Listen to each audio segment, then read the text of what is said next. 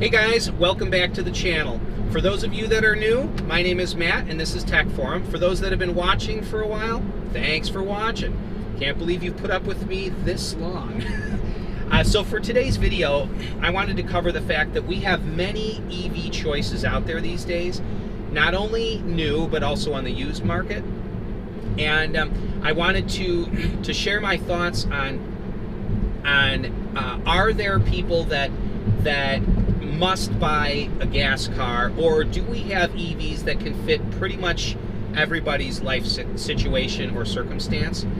So first, I'm going to begin by saying that up until just a couple of years ago, EVs were either very expensive or kind of cruddy. And really, it's only been the last handful of years that EVs have sort of come into their own, and there are many choices out there. So you have a handful of people, handful of different circumstances to look at that that people haven't, and there's always fringe cases. But as a whole, you've got the basic grocery getter. This is an individual that rarely does much travel. They pretty much just drive around town for 99% of their life. They're going to travel less than 40 miles per day. Demographic research bears this out. And most of those people, for most of those people, money is a concern. They don't necessarily have a whole lot of revenue. They don't have a lot of funds. I'm thinking about maybe a single mom, or I don't know, just an individual that doesn't have a family, or maybe young family just starting out, or an older couple that's on retirement fixed income. There are a lot of people in this situation that they only have just so much to spend, a very small amount each month, and they don't drive much. Well, for those people, now we've hit a point where you can find that the market is flooded now with used EVs. You can buy, say, a Gen 1 Nissan Leaf for $7,000 to $9,000. There's also some good crossover vehicles, and what I mean by crossover is plug-in hybrids, like the Gen 1 Chevy Volt. $8,000 to $10,000 you can get a decent Volt, and those are EV for the first roughly 40 miles. So for most people, the engine's not going to start. So that's a good option. My daughter has a Gen 1 Chevy Volt. Serves her and her husband very, very well. So Nissan Leaf. There are also a lot of compliance cars that have been shipped nationwide now. The Fiat 500e, the Chevy Spark EV, and there are others, but you can find those now. If you're in California, you can find them for about $7,000 in good shape. Here where I am in Illinois, it costs about $1,000 to bring it in, plus the logistics of it and all that. And so people are typically getting closer to $10,000, $9,000 or $10,000 for one of those, but they are still a decent option. And as far as new cars go, and those are short-range EVs, and I get it. But so let's we'll deal with this. What about long-range? So long-range EVs, typically that's been seen as purely a new car purchase. A Tesla Model 3, my car, or maybe a Chevy Bolt EV. But even the Bolt is up around 40 grand. So they're not cheap.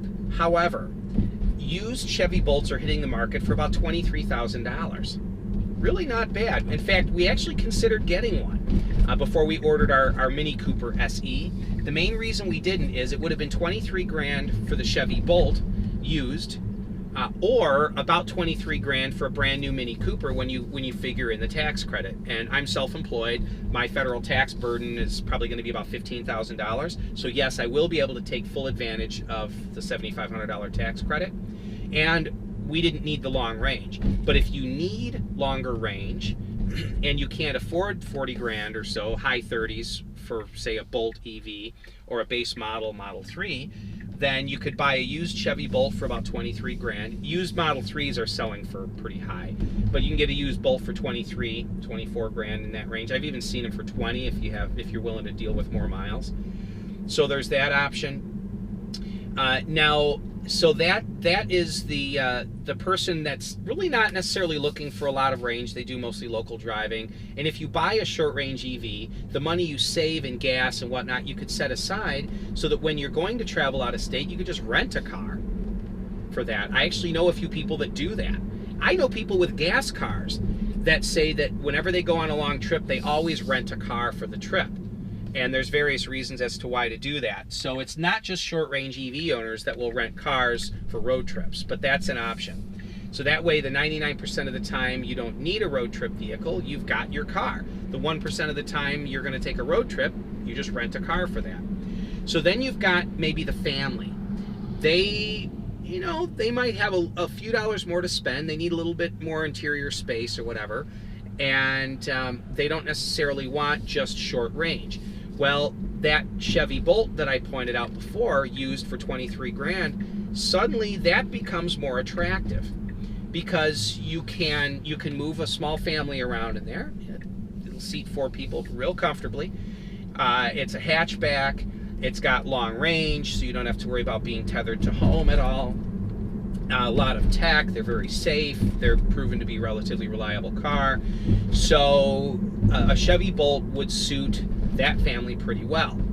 Potentially a shorter range Model 3, especially if you could find a used one, but they're kind of up there a little bit in price. So there's that option. Again, we bought a Mini Cooper SE. Not necessarily good for a family, but it's a $30,000 car, and then the $7,500 tax credit brings it down into the low 20s, so that's a decent option. Now, then you've got the other individuals that are, you've got the person that does a lot of road trips, a lot of traveling. Well, generally speaking, people that spend a lot of time on the road, especially if it's for business, for them, you do have, say, a Tesla Model 3. You've got the Tesla charging network, and that charging network, I've used it quite a bit. It works great. It does take longer than gassing up, but not by much.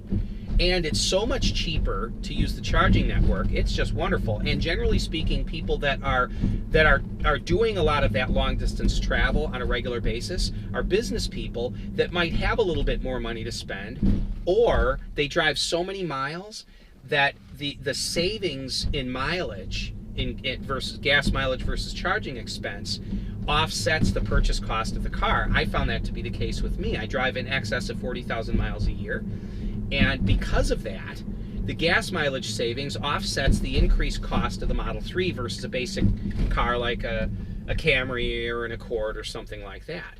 Also, oftentimes people that do a lot of travel, if it's for business, can write off the miles, 50-some cents per mile on their taxes. When you figure the mileage deduction and the gas savings, actually a car like this turns out to be free.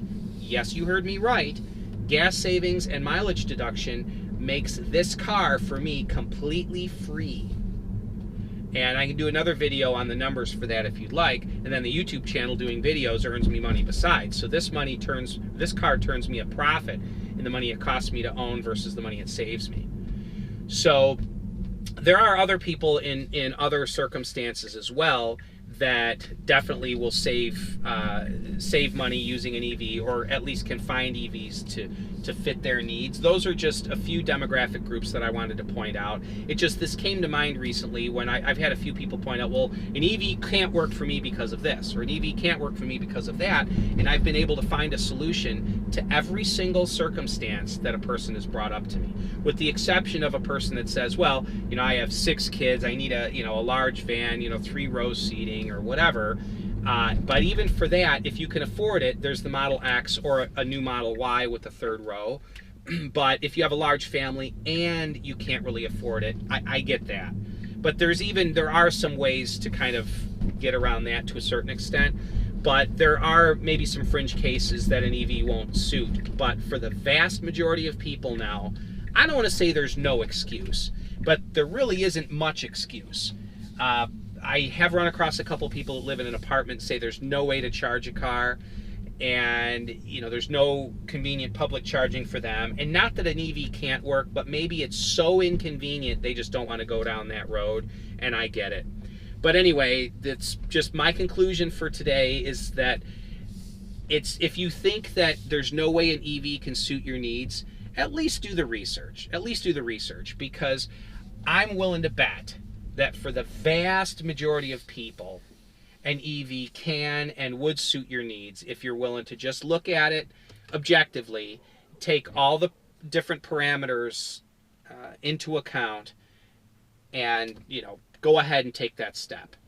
So anyway, that's it for me for today. Thanks for tuning in. If you have any questions, leave them in the comments section below. And as always, stay charged. Thanks a lot, guys. Have a great day. Bye-bye now.